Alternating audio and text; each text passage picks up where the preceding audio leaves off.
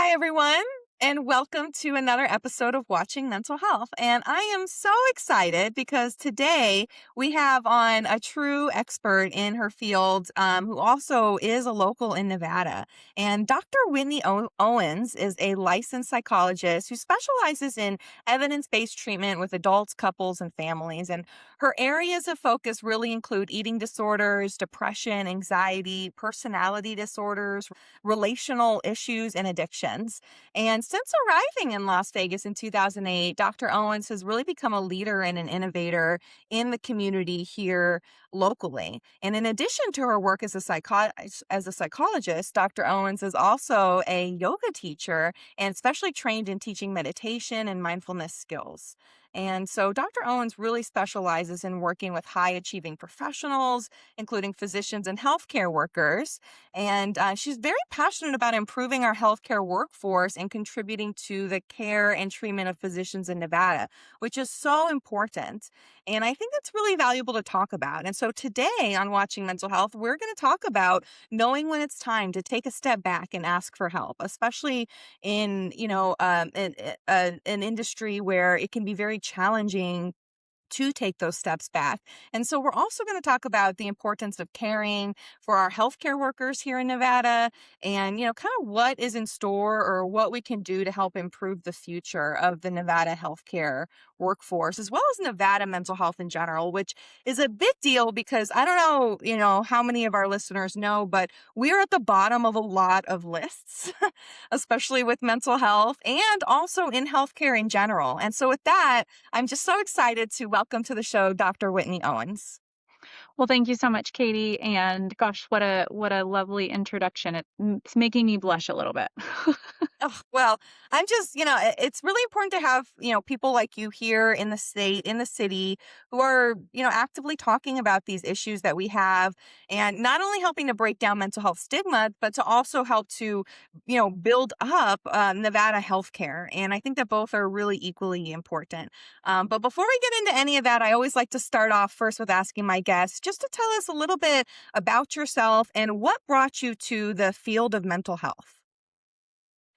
Yeah, so I in fifth grade I had a job fair, a profession fair, and it's such a telling story about me and how I ended up kind of working with people who are maladaptive perfectionists. Because I think in fifth grade, I met a psychologist or maybe a psychiatrist. It's been a little while and I can't quite remember, but at that time thought I had to decide what I wanted to do with my life. And so from that moment, I said, okay, well, I'm gonna be a psychiatrist or a psychologist. And I had various experiences throughout my life that sort of shaped how I came to be interested in mental health. My mom had some depression after my father died, and I saw her go through just the depths of depression in ways that, was like, gosh, how I wish I could be helpful here. I had a friend in eighth grade who had a pretty severe eating disorder, and as a kid, not really knowing how to help somebody through that really sort of shaped, and really having a whole system of people who didn't really know how to help her very well, really kind of made me feel like, gosh, there's a way to do this. I don't know how to do this, but I want to know how to do this. And so, from a very early age, really felt passionate about mental health and wanting to be in the field and wanting to do this work. That's beautiful. And I honestly, I really connect with that. I think something similar happened to me. I was, yeah, I was little. I was in, the first, second grade, and they asked, what do you want to do when you grow up? And I said, I want to help people. And part of it was had been experiencing my mom who was going through the depths of depression at the time. And I wanted to help her, right? I wanted to make it better. And so it really set me up, I think, for the rest of my life and me wanting to be in the mental health space. So I really connect with that. Yeah, it's definitely those early childhood experiences sometimes that kind of shape how we come to be who we are. One of the things that was really interesting is after I finished all of my training, I did all of my training in Chicago, and in the Chicagoland area where there are a plentiful amount of mental health resources.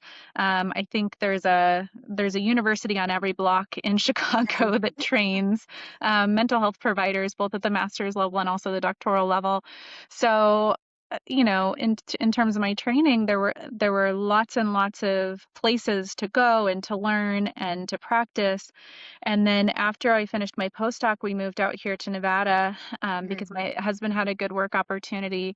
And so I came to Nevada, and within a few weeks of, looking around at what the mental health landscape was, all I could tell my Chicago friends was I really moved to the Wild West and I really moved to the desert because of just the lack of resources, the lack of availability of both jobs in mental health, but also, resources in mental health. So it's moving here also really kind of bolstered my both desire to be a good psychologist, but also like really being curious about workforce development, how to make our healthcare system better here in Nevada.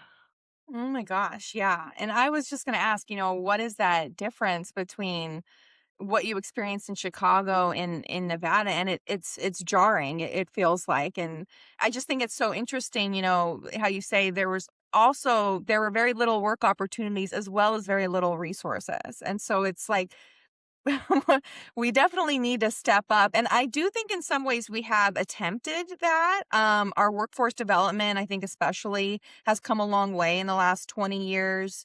But we still have so much to go. So talk to me a little bit more about, kind of what you've seen. You're 18 years in to being a Nevada local. Yeah. So how have you seen it change or evolve in that time? And what are some of the biggest differences that you've noticed from here and where you were in Chicago? So, it has been 18 years since we've been here, and certainly 18 years ago there were a lot less resources. Um, when I first moved to the state, I got involved with the Nevada Psychological Association, and at that time in the association, we were sort of just tossing around just referral lists, just trying to figure out who's here and how do we know who's doing what so that we have a, good referral basis. And so that's come a tremendous way where, we have lots of ability to find resources in the area. There's a lot of grassroots kind of attempts Mhm, at being able to connect mental health professionals. And so from that standpoint, I think there are a lot of organizations in Nevada who are passionate about this and are doing grassroots things. Things as small as creating a Las Vegas therapist group on Facebook so that any mental health professional can join this and find other resources, whether it's referrals or whether it's, just knowing what other people do, knowing about trainings that are happening, mhm, all the way up and, to really statewide initiatives like Be Here Nevada, which is run by the amazing Dr. Sarah Hunt, and the practice at UNLV with Dr. Michelle Paul. Some of these resources that were probably just a twinkle in someone's eye 10 years ago are, really helping our workforce in Nevada now. Um, and so I think we've come a tremendous way, and we have a tremendous way to go. yeah, One of the things that's really interesting about that, though, is that we talk about being 51st in the nation for mental health care, and a lot of times people will say, "Well, we just don't have good mental health care in Nevada," and that's just absolutely not true. We have some really incredible providers who are doing really good evidence-based work and really providing great service to the community. We don't have enough of that. We yeah, don't have enough providers to go around, and we certainly don't have enough providers who can accept health insurance and who can really meet the needs of people who need to use their health insurance for services. yeah. Yeah, you're absolutely right.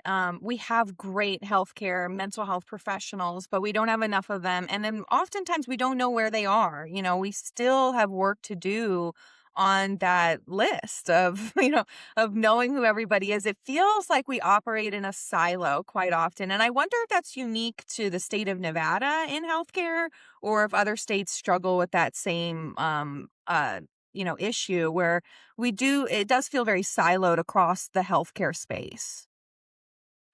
It's a really great question that I don't know the answer to. I mean, when I was doing my training in Chicago, um, it didn't feel siloed in the Mm, same way that it feels here. I was a baby blooming psychologist, so I don't think I had any kind of wherewithal to know and to be curious about things like that at that point in time.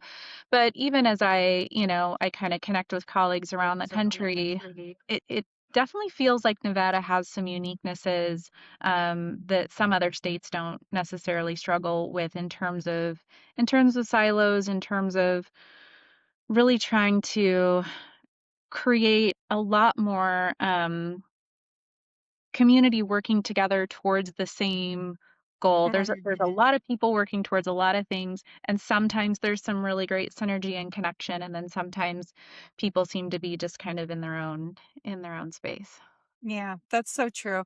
And going into the legislative session, I think we're hoping that to make a difference in that, to kind of bring more of the groups together locally and across the state. You mentioned Be Here Nevada is great, and there are a lot of really great organizations. But yeah, it's definitely bringing them together, I think, is, what's important. And then, continuing that workforce development as well as keeping our doctors and our healthcare professionals from burnout. And that's such a big issue. And, I do think that in some ways our workforce is aging and we're gonna run into a bigger problem, right, as we keep burning our folks out. So talk to me a little bit more about burnout in the healthcare space, especially Yeah. because your expertise seems to be a lot around this. Yeah, so I've become interested in helping the helper since I started doing yoga because I realized um, through my own experience with yoga, again, I'm going to tell on myself. I was in a yoga class once, and um, I had to keep reminding myself because of my perfectionism. I had to keep reminding myself, this is just a practice. This is just a practice. And I had a light bulb moment of saying, like, well, I have a private practice. I have a practice in psychology, and reminding myself that medicine and psychology and healthcare is all a practice. And sometimes we hold our physicians and our mental health professionals to this standard that's really not realistic and not really Right. helpful. Um, and so, I could see it all around me of, for myself, I got to a point where I think I was 30 years old and I was having back pain from sitting in my therapy chair. And so yoga really sort of saved me from that of saying like, oh, I just can't have a job anymore where I sit all day. And I was like, Mm, okay, well, I've figured out this hack of, okay, like if I really do this good self-care, I can, I can really have more longevity in this career. And then, um, in 2020, I was contacted by, like smack dab in the middle of the pandemic, I was contacted by a psychologist in the northern region who asked if I wanted to be a part of the Nevada Physicians Wellness Coalition. mm, And it was started in Reno, up in the northern area to help physicians who experience thoughts of suicide, to help them with their burnout and to really provide resources, mental health resources, to yeah. help with their burnout and their suicidal ideation. And through my conversations with some physicians on that board, they I just learned a lot about, they were saying like, listen, all of these systems can say, hey, we want you to take care of yourself. We want you to do self-care. We're going to put a yoga room in the hospital. We're going to put a, meditation room in the hospital. All of these things are lovely initiatives, but if we don't give people real Mm, work-life balance and we don't actually do what's needed, we're sort of just gaslighting people into saying, well, you're just not caring for yourself well enough, and it's mm, really on you. And so, I really found my passion then to say, oh, like this isn't an individual thing. And while we can do a lot of really great work in individual therapy, this really is more of a systemic problem when we don't have a fully fleshed out healthcare system. um, how could we expect that our physicians and our nurses and our mental health professionals are adequately taken care of so that they can take care of the community in the ways that they're very well trained to do? yeah. It's so true. Putting a yoga room into a hospital, but they have to work 16-hour days is like not actually solving the problem. And I Yeah. think a lot of us, citizens, we don't realize the kind of stress that doctors and healthcare professionals in general experience. I think we saw like a little bit of that during the pandemic, right? Yeah. But even here in Nevada, our physicians and our mental health professionals have some of the worst reimbursement rates in the country. And so you're sitting here, saying that you're stuck in your chair all day. And it's almost like we're putting our healthcare professionals in a position where they have to be stuck in their chair all day in order to make ends meet. Yes. Yeah, I mean, the thing that's really interesting to me is as a psychologist, I can't schedule more than one person in an hour. That's not the way my practice works, but Right. physicians don't have that luxury. They have to schedule, four people every 15 minutes in order to make sure that they have enough business coming through the door that they can pay their biller, they can pay their front office person, they can pay the rent on their building, and they can really keep their practice going. And, I work with a lot of physicians, and what I often hear is that, the burnout comes from they've created a practice, they've created this whole kind of beast that now they have to keep running, and there's a lot of pressure to keep people employed, to keep people going, to keep providing good care to their patients. And you have folks who went to medical school and were in school for 10 to 15 years, um, none of which is teaching them how to run a business. Right. um, but they're really great physicians who are also now, on top of being a really great physician, are also business owners, Hmm. employers, and it's a tremendous amount. For them to be shouldering, and I think insurance reimbursement rates are a big thing, but then also all of the paperwork and bureaucracy that goes into that too creates just a tremendous amount of burnout and frustration.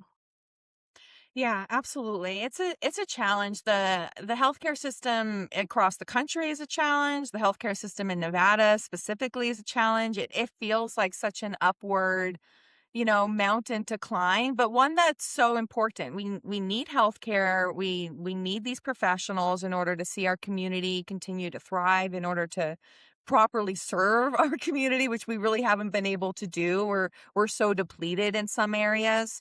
And so it just really matters that we, I think, we give that moment of self-care and work-life balance so that way they can keep serving our community. So Yeah. for anybody who's out there, who is a healthcare professional or who's listening, or even just a perfectionist, right? Like I really relate with that. Like I have this mindset where it's like if I'm not working, then I'm like a lazy, POS, right? Like it's a problem I think in our culture today. And so for anyone who's maybe thinking or struggling, like what would you tell them, if they aren't sure, when is it time to ask for help? When is it time to step back? Yeah, really great question, Katie. So,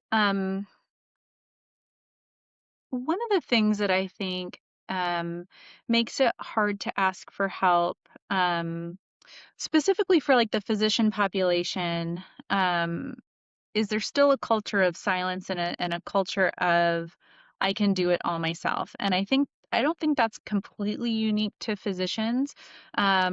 I think that there are lots of folks in our population in our world who still feel like there's something better about muscling through something or better about kind of pushing yourself. Um, and there's so much nuance to what I'm saying. It's always hard to be so very specific, um, but I think there's nothing specifically better about doing it on your own. We weren't Mm, meant to do things on our own. And sometimes, what I hear a lot from a lot of my patients, is that, it's sort of like I have friends, I have people that I can go to, but it's so nice to have a place like therapy to be able to talk about things without really having to be too concerned about how the other person's going to react personally. mm, Um, mm, and I can talk about things, I can get a different perspective. Um, with good evidence-based care, I can like get advice on things that actually work versus, kind of our friends and family may not always have the best advice. So I would say it's time to reach out for help anytime.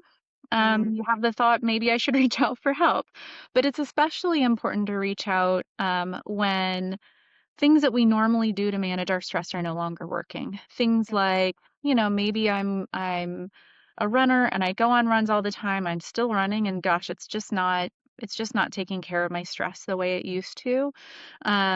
Or I used to be able to kind of tolerate a 40-hour work week and now like by Wednesday I'm burnt out and I don't want to go to Mm. work on Thursday and Friday. Um, Emotionally, if we're getting more frustrated more easily with people that we love when our fuse tends to be a little bit shorter, or if we start just noticing any kind of what we would call like a functional impairment in any area of our life. So, um, um, we start maybe not doing as well at work, or we start not doing as well in our parenting, or our relationships start to suffer. Those are some really surefire signs that it's time to seek help. Those are great signs. And I think that, that point about burnout, that point about, that short fuse, right? All of that matters. And I always like to say, reach out for help before you reach the crisis, right? It's going to be so much easier to address whatever's going on. And I just hope that, as we continue to do shows like this and we talk about mental health in the community, that, that stigma really comes down. We know that, hey, anytime I just want to talk to somebody, I can reach out to a therapist, right? It doesn't have to be a major emergency. It doesn't have to be a big crisis. It can just be me needing to connect. Yeah, and it's an interesting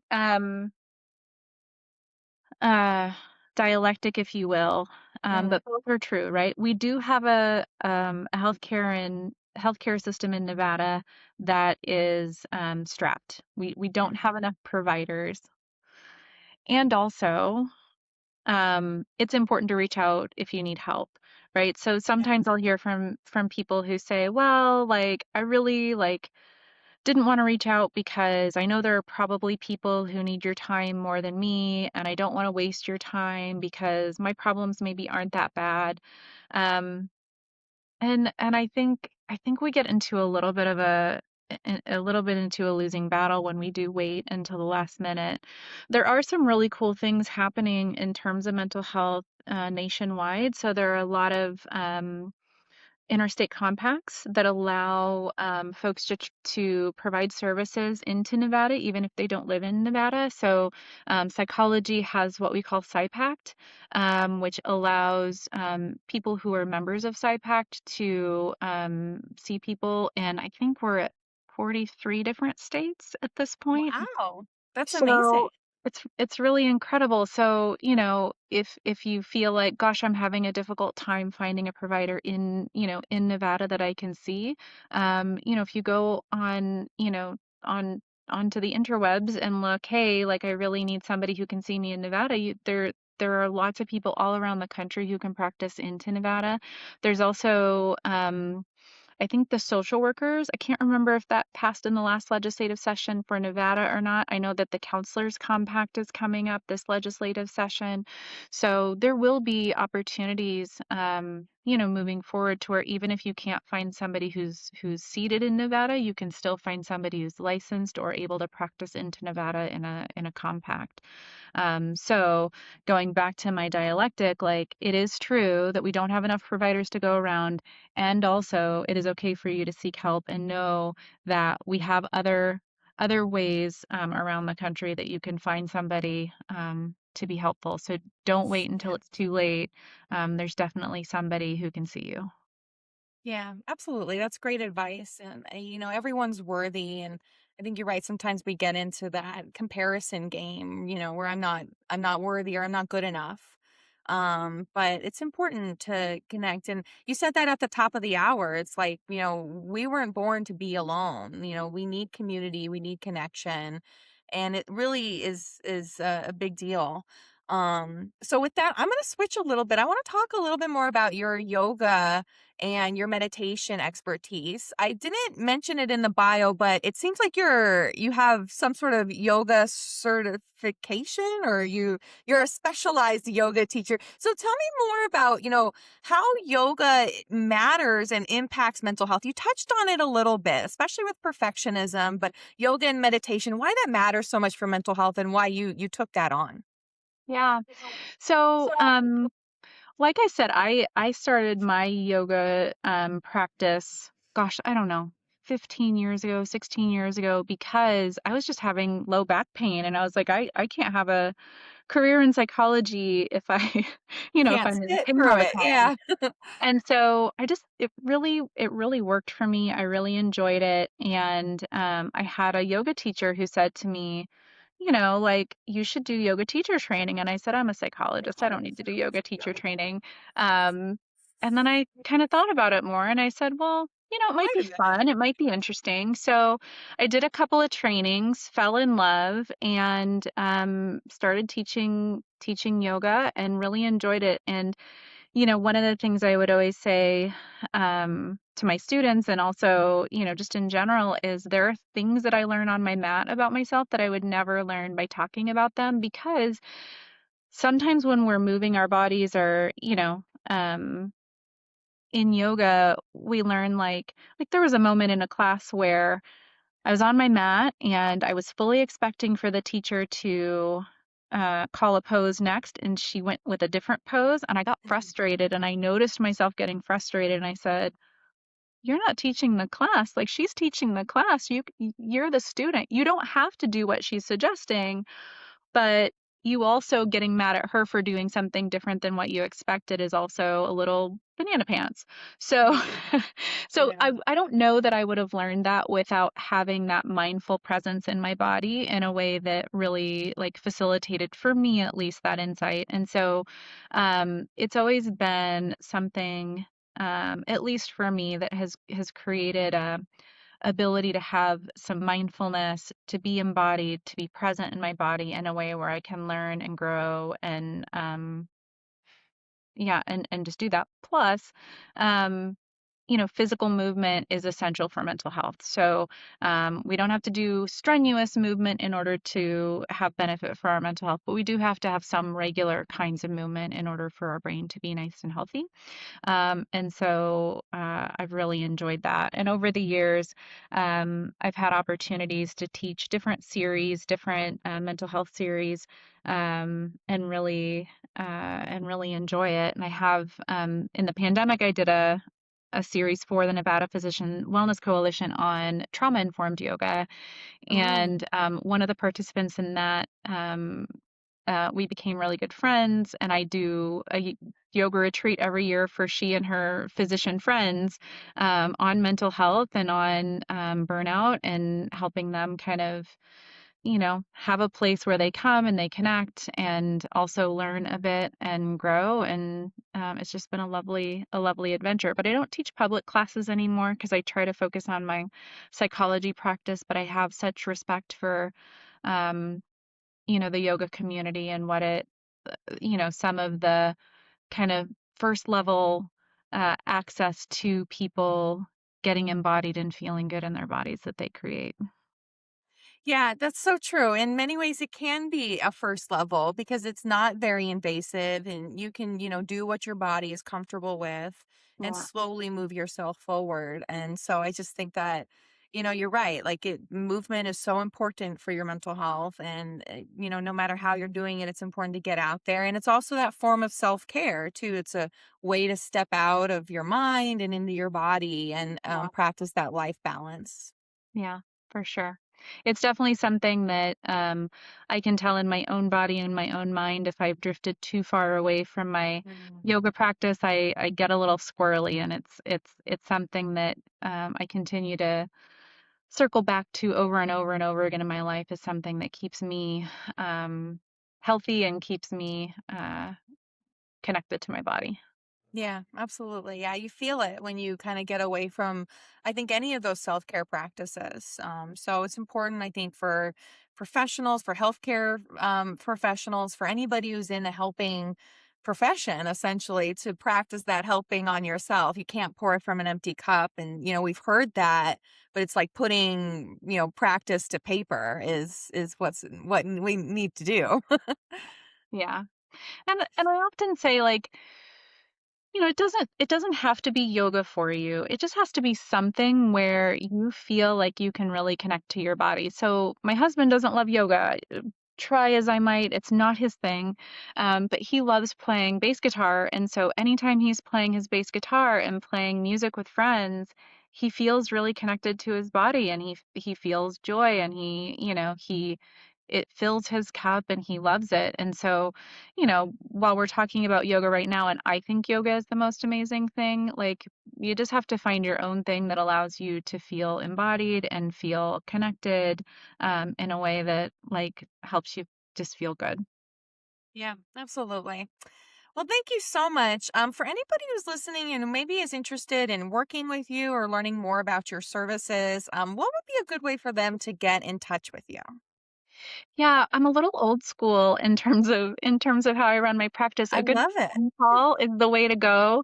I know we're moving into an era where people are moving away from phone calls and really wanting to do a lot more emailing or texting. Um, and so, maybe one of these days I'll update that. But the phone call is the best way, and contacting my receptionist, who can give you lots of information, give you lots of if can collect a bit of information, and if I'm a good fit for you, great, and if not, she's a wonderful resource for being able to give other resources too, so that but my biggest goal is that people get to the person that they need and get the help that they need, even if I'm not in. Yeah, absolutely. I think that matters so much to have that resource list just in case. And yeah, I mean, that's what it is when it comes to therapy. Is oftentimes it's a relationship, and when my friends struggle and they're like, "I think I should see a therapist," I always tell them it's okay if the first one doesn't work out. That doesn't mean you get to keep stopping to stop trying, right? That just means you Yes. have to keep going. And Yes. so I think that really, really matters. Do you accept insurance or you pay cash based or are you both?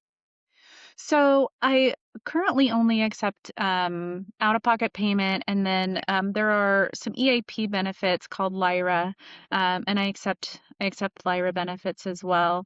And I have lots of mixed feelings about it, Katie, Yeah. about doing that. But one of the things that I decided, probably 7 years ago, was that if I want to do what I'm very well trained to do and do it well, I can't also manage a larger business that would be required in order to accept insurance. And so I have lots of mixed feelings ethically about that and personally about that, but um, I've sort of settled on wanting to provide the best service I can in the ways that work best for me.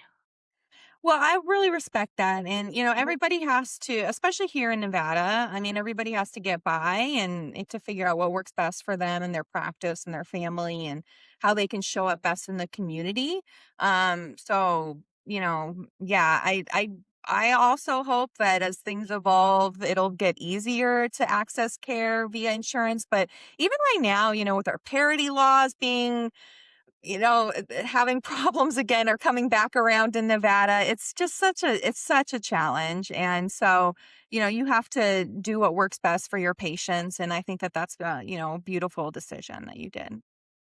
Well, thank you. And, I think as I talk to my Nevada colleagues, one of the things that I hear a lot from the folks who do accept insurance is that in many other um, jobs and many other businesses, you wouldn't get into a relationship with another business who sometimes pays you, sometimes doesn't, sometimes says that they're going to pay you a particular rate and then changes that Doesn't. rate, and sometimes says, "Hey, we know that we paid you, but we're actually going to take some of that money back because of Hmm. a decision that we made without informing you."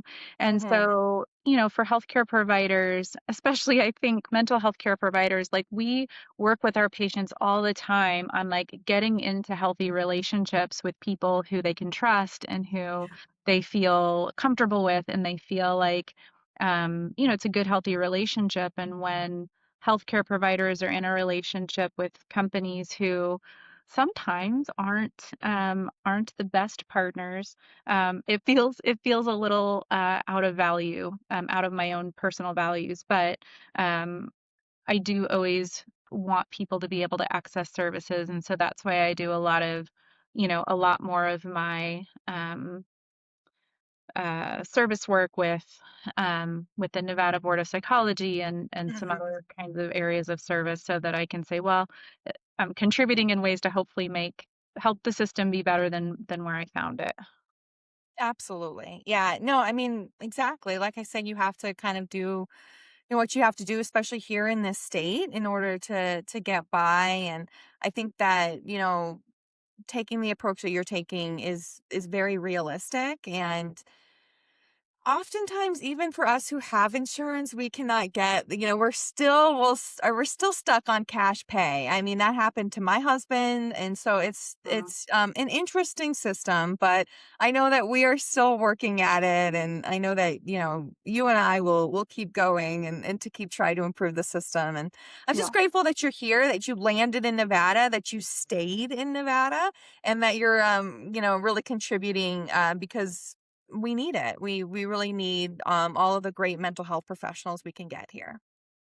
Well, I appreciate it, Katie. Nevada means home to me. It really is. I joke about really repping Nevada, but even more Las Vegas. Las Vegas Mhm. has really been a home for me, and everywhere I go in the country and in the world, and people ask where I'm from, I'm always very proud to say that I live in Las Vegas. I think we have one of the most interesting, coolest communities in the world, and I'm very proud to call it home. Me too. Me too. I say the same thing. I love that. And people are excited when they hear we're from Las Vegas. Yeah, So it's always a fun conversation. Oh, well, definitely. thank you so much for joining us. Thank you to everyone who's tuned in and to listening to this episode. And we are live with new episodes on Wednesdays, usually a couple Wednesdays out of the month.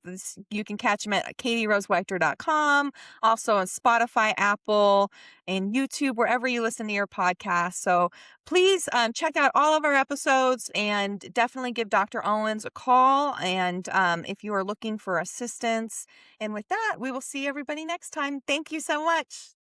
Thank you, Katie.